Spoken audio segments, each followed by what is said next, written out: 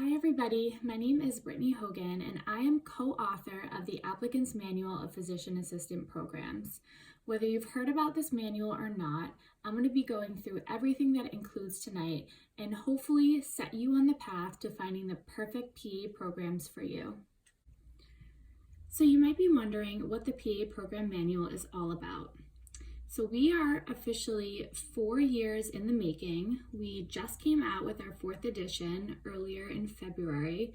And essentially what the PA program manual is a comprehensive guide of all of the accredited PA programs in the country. So if you're looking to apply to PA school and you're trying to go through websites of all of these different schools and condense all of this information and it's just getting very overwhelming for you, this is the resource you need. For those of you who are familiar with the PA program manual, I want to talk a little bit about some of the updates we have this year. So every year we poll you guys on social media to find out what you love about the book, what you don't love about the book, what we could be doing better, or what we could add for the next edition. So for this year, we have updates to all of the established programs, as well as the addition of new programs that have received at least provisional accreditation over the last year. So last year we had 229 programs included in the manual, and this year we're up to 240.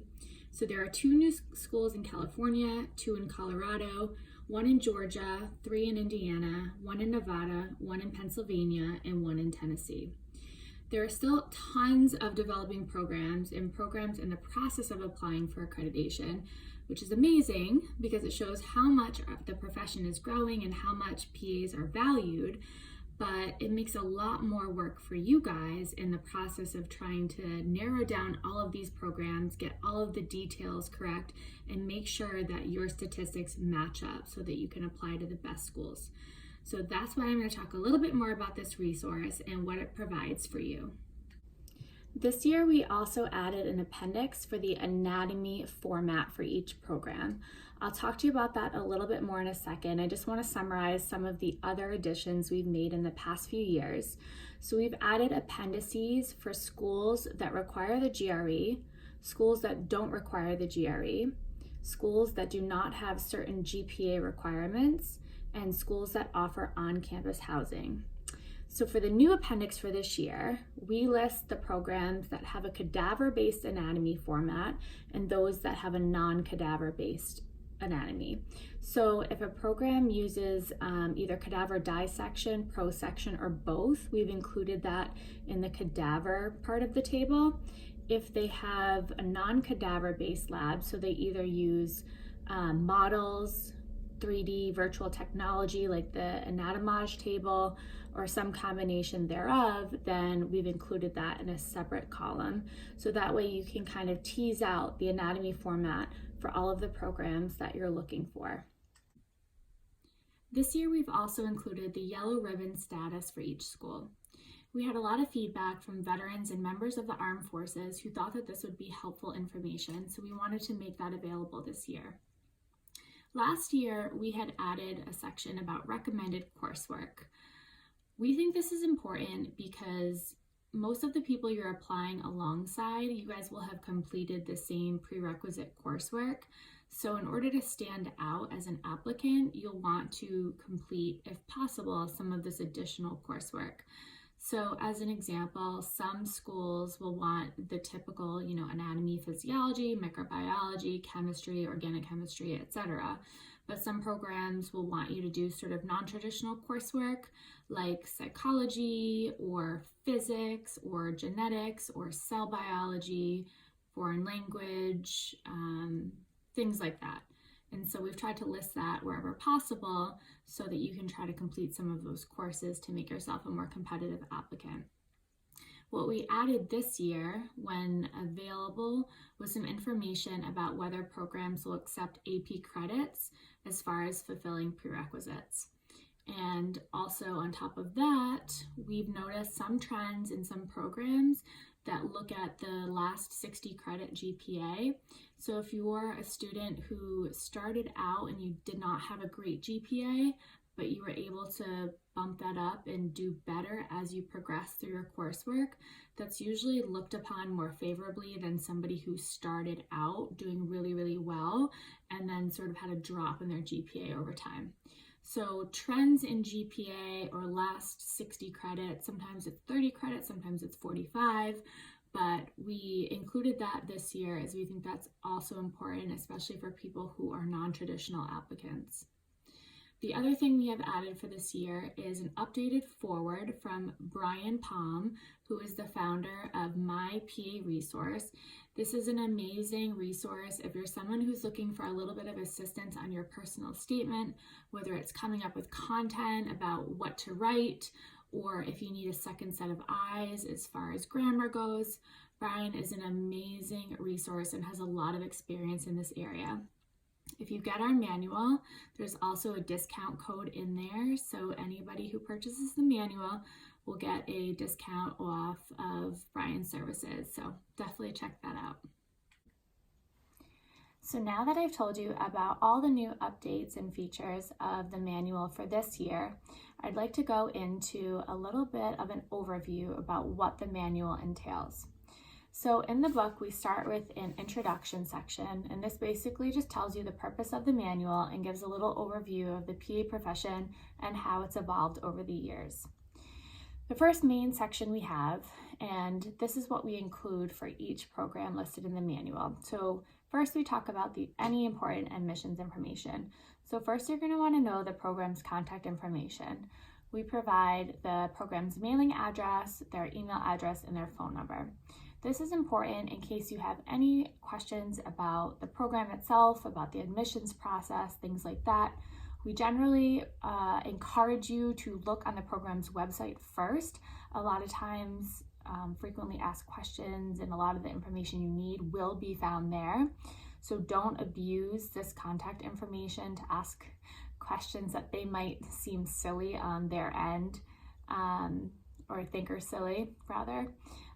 But if you're an applicant who has some prerequisite coursework still to complete or something like that, and you're going to need to send updated transcripts at a later date after submitting your CASPA, it's important to know the program's contact information. We have a bunch of program highlights. So we tell you about the program's accreditation, whether they're provisionally accredited, whether their accreditation is continuing, whether they're on probation or administrative probation. If a program has had their accreditation withdrawn, then we have not included those schools in the manual because typically those programs are not accepting students for the upcoming application cycle. We tell you about the degree offered. So most programs these days are offering a master's degree of some flavor. So whether that be a Master of Science, sometimes it's a Master of Science in Physician Assisted Studies or a Master of Health Science. Doesn't really matter what type of master's degree it is, it all ends up being the same in the long run, but regardless, we tell you whether or not they offer a master's degree and what that type is. We tell you about the program start date. So this is important for some people, especially if you're trying to plan out your applications or if you happen to be graduating from undergrad and you're trying to figure out when to apply. So this is an important consideration for some students who really want to get going and get started with school so they can get into the workforce sooner. So if you're an undergrad who's finishing in May and you really just want to get started with PA school, you might want to look at programs that have a start date of August, September, October, November, etc. Make sure you're not applying to programs that have a start date of May, because if you graduate in May, it's kind of hard to immediately start a PA program in May as well. So just something to keep in mind. We give you the program length. So most programs vary in duration from anywhere from 24 to 36 months. Again, this is an important consideration for some people who are thinking about being a PA from like a financial standpoint. So if you want to get into the workforce sooner, maybe a shorter program is better for you. If you like to have summers off or you like to just kind of work and take everything in at somewhat of a slower pace, then maybe a longer program would be a better fit for you. We tell you about the class capacity. So essentially what this is the number of students that the program is accredited to be able to host every year. and class sizes range from anywhere from 20 students all the way up to 100 plus. So this is important again for some applicants because some people tend to work better in a smaller sort of close-knit group of students, while other students prefer a more robust learning environment. So it really just depends on your personal preference. And then lastly for that section, we give you the tuition. So if a program is part of a state school, we'll give you the in-state versus out-of-state tuition. And in general, we just give you the flat rate tuition for the program. A lot of programs have other associated fees, some of which are required, some are not. And a lot of programs will factor in additional materials, goods, housing, transportation, things like that into their tuition budget. And some students are able to kind of evade some of those costs, either by living at home if they're attending a local program, getting a roommate versus having your own place during school, borrowing resources versus buying, your own resources. So things like that. So the only real way to compare tuitions across the board is just to kind of give you that flat rate tuition. And then the next section that we have, which is everyone's favorite and also one of my personal favorites, is the student statistics section. So the reason why people love this is because it gives them an opportunity to look at the student profile of the most recently accepted class and compare their own statistics.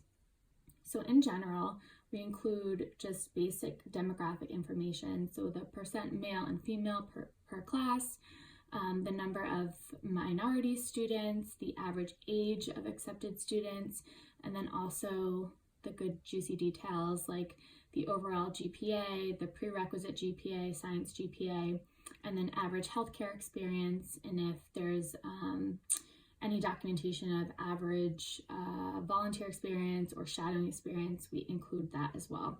So this really is a good opportunity to take a look at your own stats and just make sure you somewhat fall in range of that. If you don't, that doesn't mean that you won't be a competitive applicant for that program. Just make sure you're going through that information and really pulling out the programs that you feel you would be most competitive for. The next section we have is the application basics. So we tell you about the type of admissions for each program. So in general, there are two types of admissions. There's rolling and there's non-rolling. What rolling means is that your application will be reviewed when you submit it. So if a program has an application deadline, let's say of October 1st, and CASPA opens in April, they're going to start reviewing applications as soon as they start rolling in. So the earlier you apply, the better the chance you have of getting an interview. Even if you are the most competitive applicant out there, you have a 4.0 GPA and you have 55,000 patient care hours, if you apply on September 15th for that October 1st deadline, chances are that class has already been filled. So make sure you take this into consideration when you're looking at the programs you're interested in, because for programs with rolling application deadlines, you want to apply as early as possible. That being said, make sure that your application is complete, that it is thorough, that it has been spell checked and updated and all of that, because there's no point in applying with an application that isn't your best work. But that said, you should try to apply as early as possible within reason. And then non-rolling applications refers to programs that have a deadline. We'll use the example again of October 1st. And essentially what that means is that any student who applies by that deadline, their application will be reviewed after the application deadline. So if 500 people apply by October 1st, they'll start reviewing all of those applications after October 1st and then offering interviews thereafter. We tell you a little bit about CASPA and whether programs are part of the CASPA application process. So for those of you who are not familiar, CASPA is sort of a centralized application for all of the PA programs. You submit one consolidated application through CASPA, and then you designate specific programs that you want to send your application to. Most programs do participate in CASPA, though there are still a select few out there that don't and have their own individual applications. We tell you whether or not a program has a secondary application. This is an important consideration, both financially and as far as time goes. So some programs will send out secondary applications to all applicants. Some will only send them out to applicants who have sort of passed an initial preliminary review process. So these applications typically want you to answer additional questions or write additional essays, things like that. It is time consuming, so make sure you take that into consideration and factor that into your whole time management system when you're applying. And we also tell you whether or not there's a fee associated with that. So a lot of programs do have an additional fee. So another thing to just keep in mind as you're budgeting for your PA applications, because on top of all the CASPA application fees, those supplemental fees can add up as well. Like I had mentioned before, we added the yellow ribbon status for every school this year, so that's included in this section. And then also the application deadline, which I kind of talked a little bit about. There are different types of deadlines, and you'll be able to find more about this on the CASPA website. But in general, we listed the application deadline as it is specified on the program's website. Our next section is the application requirements. So here we talk about the fun stuff or maybe the scary stuff, depending on how you want to look at it. But we tell you about the GPA. So most programs have a GPA requirement. There are a number of programs that don't. And as I mentioned earlier in the video, we have an appendix that tells you which programs don't have a GPA requirement. But if the program has an overall GPA requirement, a science GPA requirement, or a prerequisite GPA requirement, we make sure to tell you what that is so that you can take a look at that and see how your GPAs match up. We tell you about the prerequisite coursework required for each program. So in general, that's your basic sciences or your pre-med track if that's what you're doing for undergrad. And then we tell you a little bit more about the recommended coursework, which hopefully will make you a more competitive applicant. Tell you about AP courses, whether or not they will fulfill prerequisites. And then again, as I mentioned before, whether or not the trend in your GPA will be factored in when admissions committees are looking at your application.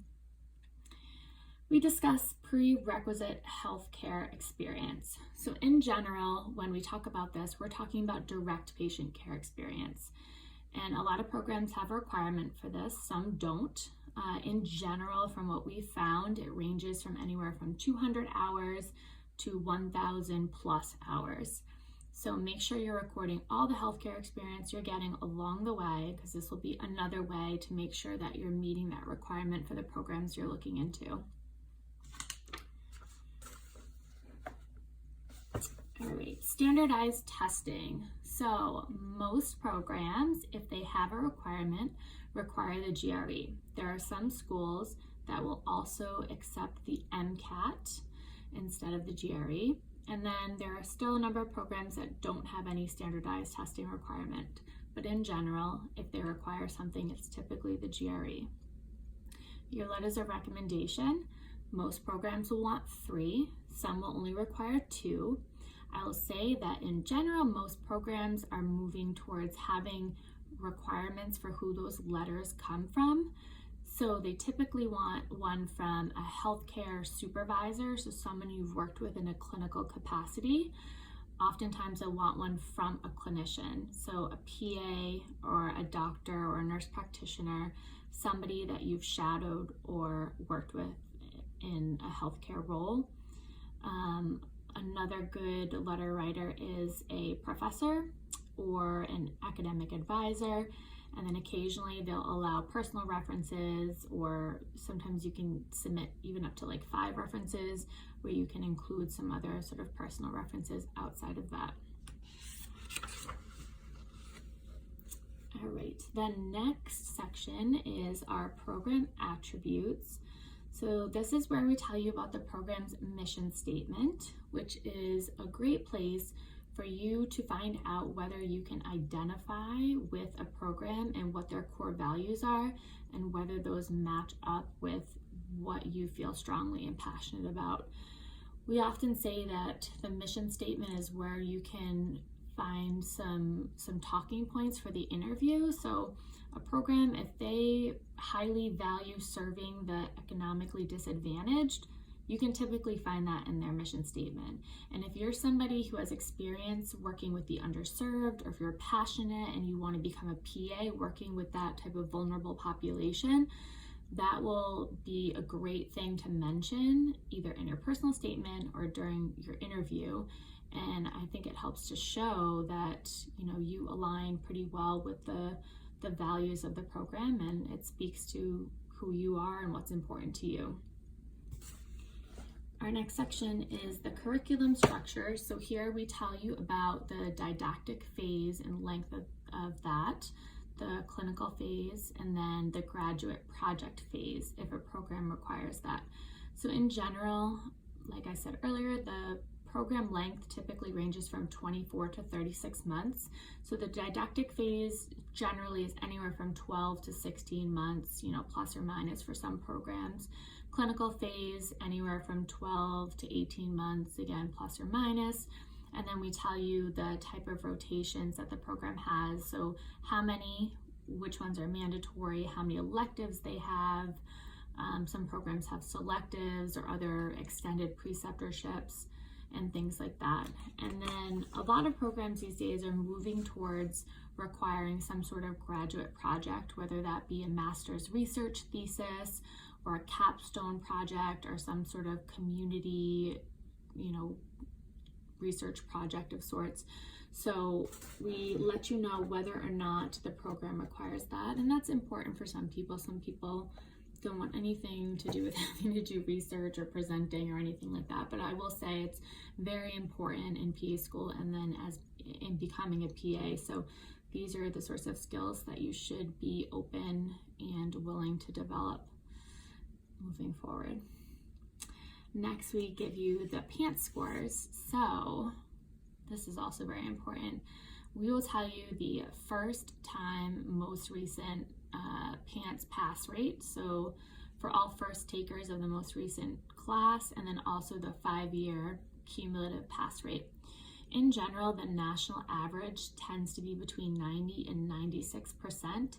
So you want to make sure that the programs you're applying to are within this range.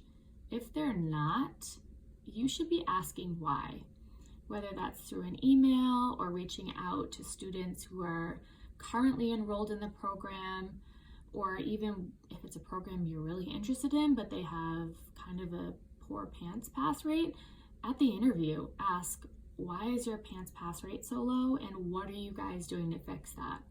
Because at the end of the day, you want to be enrolled in a program that's preparing you to take the PANCE. You can graduate PA school, get your master's degree, be a physician assistant, but until you pass that PANCE and get that C at the end of your name, you can't practice. So it's really important to make sure that the programs you're applying to are well preparing their students to take that exam and ultimately become certified. The last section we have, which is another one of my favorites, is the unique program features. This is where you can find fun little tidbits about the school, about the program, what they offer, what they like, what they're into. So as an example, if a program offers community service to students, if it offers medical mission trips, international rotations, additional research opportunities. Some programs offer a dual degree, so a lot of times it's a master's in public health that you can get in conjunction with your PA degree. Any new facilities or equipment or technology that's available to students. That's all like fun, interesting stuff that people like to know about. So we have a lot of fun creating that section for you guys. And before we get into the nitty-gritty of all the programs and their details and prerequisites, We include a whole notes page for you guys to jot down anything that you think is important about what you read previously or what you want to look into as you move forward throughout the guide. And then we have a page where you can kind of track your own progress. So there's a section that has prerequisites that have been completed and what grade you achieved in those, and then prerequisites that you still have left to complete, and then when you plan to complete them. There's a little table on the side for you to document your healthcare experience, what type it was, direct versus indirect patient care, how many hours you got, then your GRE, what you got on each section, what percentile it fell into, PA shadowing, again, specialty, person you shadowed, number of hours, any volunteer experience that you have, your letter writers, so who you've asked to write you a letter or who you plan to ask to write you a letter, and then any notes on any programs that you want to take. And then there's one more page where there's a list for you to jot down schools that you want to apply to. So I recommend tabbing this page, so as you start looking through the program state by state, you can just basically jot down programs that you're interested in or that you have competitive statistics for, and then the page number as well, so that way you can easily reference those pages later on when you're going back and working on your application. I've seen a lot of students do very different and creative things with this manual. I've seen highlighters and Sharpies and Post-it notes and little sticky tabs to, represent different types of programs, ones they're competitive for, ones that are kind of a reach, ones that they're, not very competitive for, whatever. So there's a lot you can do with this book, and there's tons of room to sort of write as you go along, so don't feel like you need a separate notebook or anything like that. We gave you these tables to kind of help create that condensed little list and guide for you, so that as you go through the manual, you can utilize it to its full potential.